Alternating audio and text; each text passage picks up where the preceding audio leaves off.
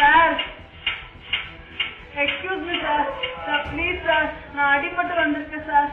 Sir help பண்ணுங்க sir. My name is Meenakshi sir. Sir please sir. Sir anybody help me sir. Sir, anybody else help me sir, please sir. Sir, I am not a thief sir, please sir.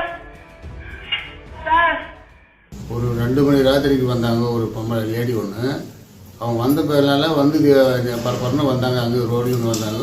வந்து கேட்டு வந்து தட்டினாங்க. நாங்கள் வீடு திறக்கலை. ஏன்னா எங்களுக்கும் பையன் தானே, நாங்கள் 2 பேர் இருக்கிறது. நானும் எங்கள் வீட்டில் தான் இருக்கிறோம். எங்கள் பசங்கள்லாம் யாரும் அங்கங்கே தொலை வைக்கிறாங்க.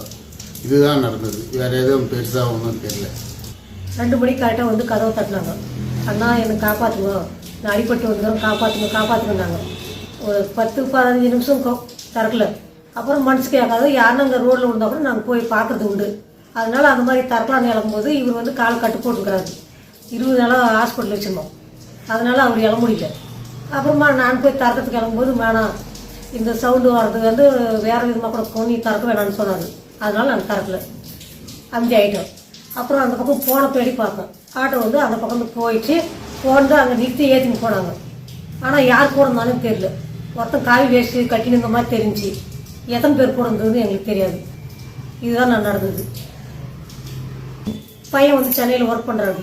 அதனால அவர்கிட்ட சொன்னதும் அவர் கேமரா வந்து எல்லாம் இது பண்ணதுனால எங்களுக்கு அனுப்பிச்சி விட்டு இது மாதிரிலாம் நடந்துக்குது, அவங்கள பார்க்கறதுக்கு பைக்கு மாதிரியே கிடையாது, நீங்கள் பத்திரமா இருங்க, யார் கதவை தட்டினாலையும் தரக்கூடாது. அதனால நான் இதெல்லாம் நான் பக்கத்தில் அண்ணங்கிட்ட அனுப்பிச்சி விட்டுக்கிறேன். எது ஒன்று இருந்தாலையும் அண்ணங்கிட்டே சொல்லி நீங்கள் அவனை கூப்பிட்டுங்க. கொஞ்சம் துணைக்கி ஒரு ஹாஸ்பிட்டலுக்கு அர்ஜென்ட்டுனா கூட பசங்க வந்து பேச்சு மூச்சு இல்லாதனா கூட அங்கே பசங்க தான் வராங்க. எங்கள் பசங்க வந்து கூப்பிட்டு போகிறதில்ல. அதனால நாங்கள் அவங்கள தான் கூப்பிடுவோம். இதுதான் நான் நடந்தது. அவ்வளோதான்.